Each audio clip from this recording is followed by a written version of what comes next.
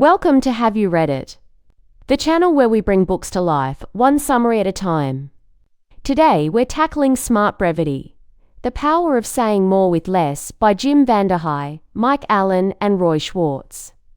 In a world drowning in information, this book offers a refreshing approach to communication, cutting through the noise and making every word count. Smart Brevity isn't just about being concise. It's about being clear, impactful, and respectful of your audience's time. This book is valuable because it provides actionable strategies for transforming how we write, speak, and even think.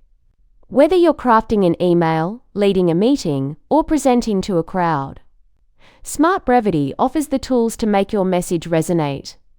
The book Smart Brevity addresses the overwhelming volume of words in modern communication, which often leads to inboxes being jammed, workplaces paralyzed, and minds clogged. The authors, Jim Vandehei, Mike Allen, and Roy Schwartz, introduce Smart Brevity as a solution to cut through the noise and communicate more effectively. According to the authors, technology and bad habits are responsible for the growing fog of words we are facing today. The internet and smartphones have opened the floodgates, giving everyone the opportunity to say and see everything instantly and for free.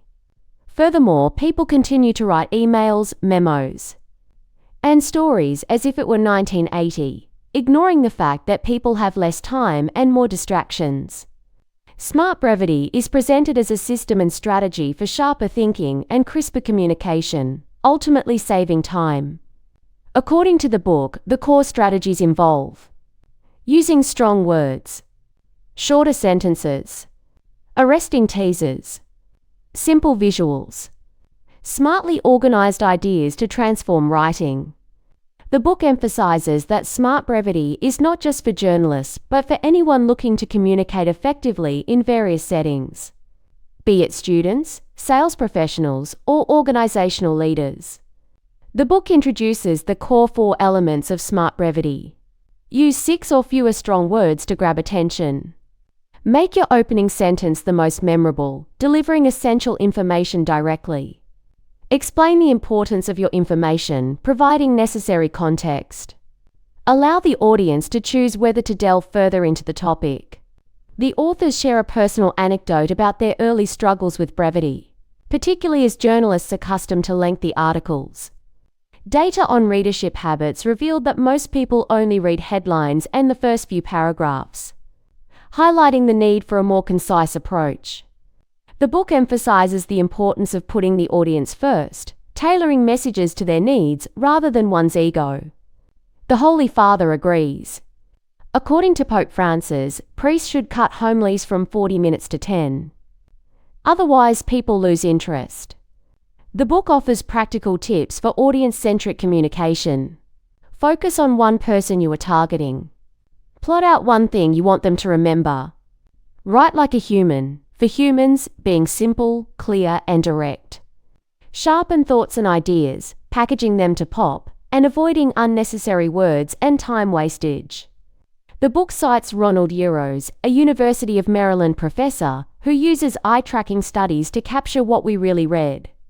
Uros found that most people simply scan most content most of the time. According to Uros, on average, the typical person spends just 26 seconds on a story or update. Busy work costs money. The authors provide actionable strategies for implementing Smart Brevity. List the points you must make in order of importance. Whittle down your list of important points to 1 or 2, if possible. Do a real gut check and ask if this point or detail or concept is essential. Delete words, sentences, or paragraphs to save the other person time. The authors stress the importance of subject lines, headlines, and the first line of tweets, notes, or papers. These elements need to grab, entice, and seduce the reader, making them want to know more. The brain is wired to make a clear, quick yes or no decision to either fight or flight. Click or scroll, read or ignore, or remember or forget. The authors provide actionable strategies for capturing attention. Limit yourself to 6 words, tops in a headline or subject line. Avoid being funny, ironic, or cryptic. Avoid using fancy sight words or business speak. Write the reason you're bothering to write something in the first place in 10 words or less. Write it in the most provocative yet accurate way possible. The most important point in the book is to learn to identify and trumpet one thing you want people to know and do it in one strong sentence. Or no one will ever remember it. The first sentence is your one, and likely only chance to tell someone what they need to know and convince them not to move on. The author suggests, after doing an interview or covering an event, call your editor, roommate, or significant other and tell them what happened. That's your first sentence every single time. An axiom is introduced as a way to put your thoughts into a digestible context. Examples of axioms: by the numbers, the context, what's happening, the other side, and reality check. An axiom is like street signs, telling you where you are and where you're going. The authors provide actionable strategies for utilizing axioms. Explain in 1 or 2 sentences why the information in your first sentence is important. Make the sentence direct and declarative, and should not be redundant with your opening sentence. Add to and offer perspective. The book emphasizes the importance of providing depth, detail, and nuance more quickly and in more reader-friendly ways. Never forget that most people tune out after a few dozen words and skim, at best, the rest. Giving your reader the power to go deeper is an exit line from a Smart Brevity. Item that makes the reader feel fulfilled and allows you to point to context without a glob of words. That's going to lose the audience. Additional tips. Use bullets often to isolate important facts or ideas. Be bold to make an axiom or specific word or figure really stand out. Mix it up and avoid long paragraphs, sticking to 2 or 3 sentences, tops. Just stop over-talking or overwriting.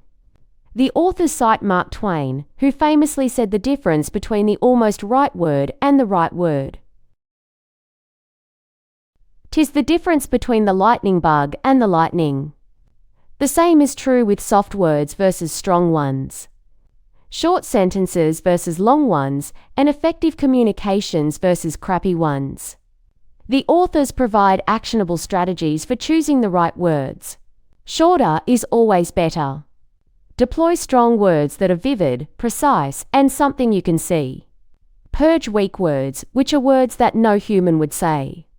Avoid foggy words such as could, may, and might. Use active verbs to bring action to your writing. Embrace strong phrases that are short, crisp, and punchy. Emojis, once the cheeky domain of kids and jokes, can be absolute, conveying emotion, intent, and even nuance. The authors provide strategies for utilizing emojis. Use them sparingly and effectively. Use GIFs as art. Make your writing plus. Insert them at the right moment, and they help instantly signal the tone or topic of an item, saving you and the reader time by getting them in the right headspace. Mike Allen has written a morning newsletter every day, 365 days a year, for 15 years. In the newsletter, the authors provide actionable strategies for creating a snappy modern newsletter. You are the chef by paring down the selection for your reader. Brevity is confidence. Being selfless is selfishly beneficial. Gamify putting your prose on a diet. The authors stress that there is no better way to communicate multiple things of importance and get people to pay attention than a smart, zippy newsletter, all in Smart Brevity. The authors provide actionable strategies for creating a successful newsletter. Come up with a 1 or 2 word name for the newsletter that is punchy but clear and captures its purpose and spirit.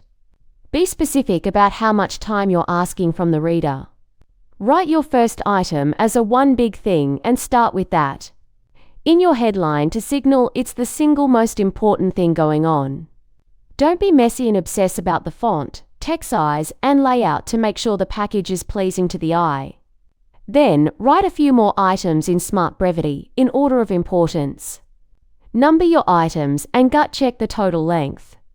Grab me and excite me by choosing a cool picture or image that's relevant.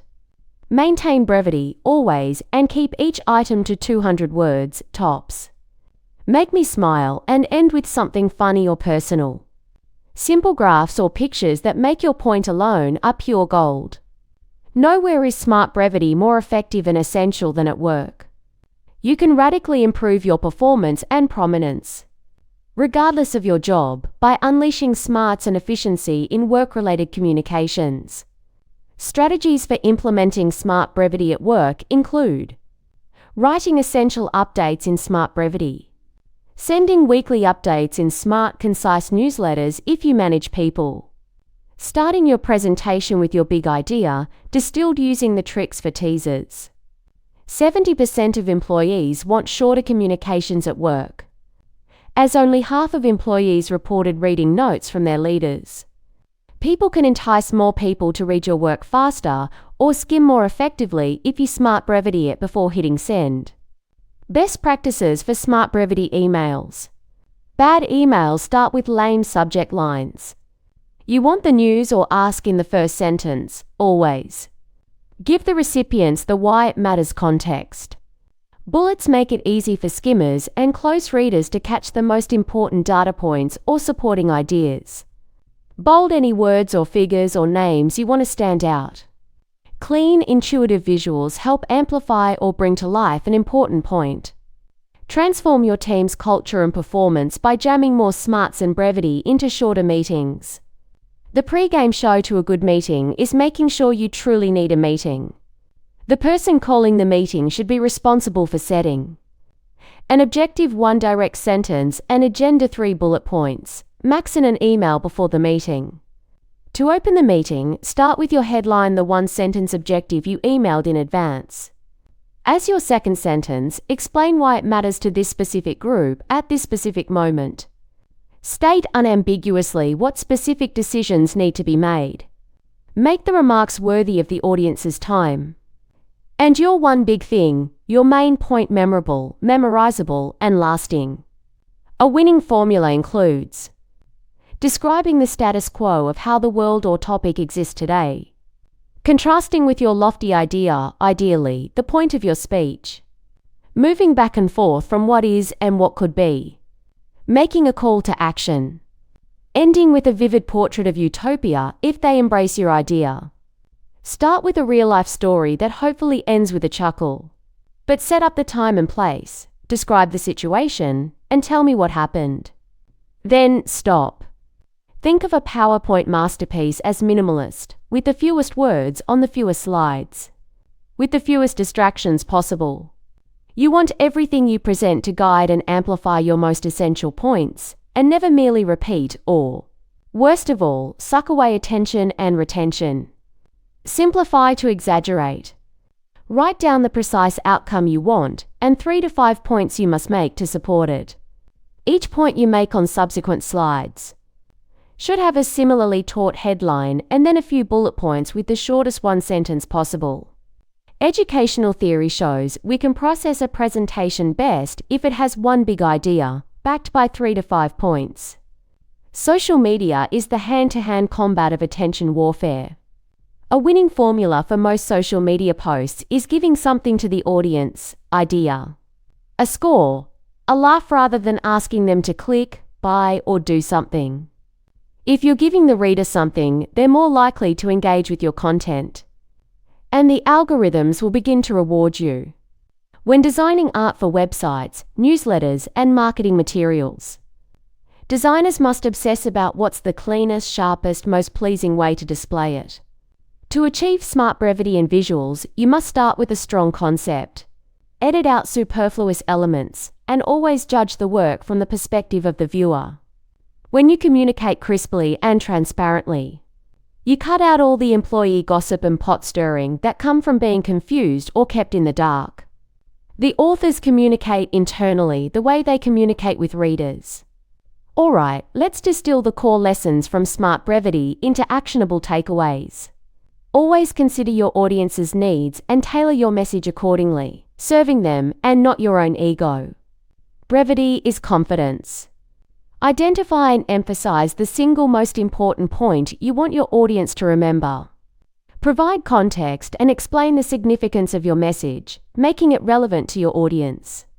Use vivid, precise language to create a lasting impact. Use emojis to convey emotion and nuance, adding tone and saving time. Try implementing these practices in your daily communications and notice the difference. Thanks for tuning in to another insightful book summary. We hope Smart Brevity has inspired you to rethink how you communicate, both personally and professionally. Remember, in today's fast-paced world, less is often more. By embracing clarity and conciseness, you can cut through the noise and make a lasting impact. Don't just take our word for it. Pick up Smart Brevity by Jim Van der Heij, Mike Allen, and Roy Schwartz and discover how to transform your communication style. Thanks for watching. Make sure to give this video a thumbs up and hit that subscribe button so you never miss our next book dive.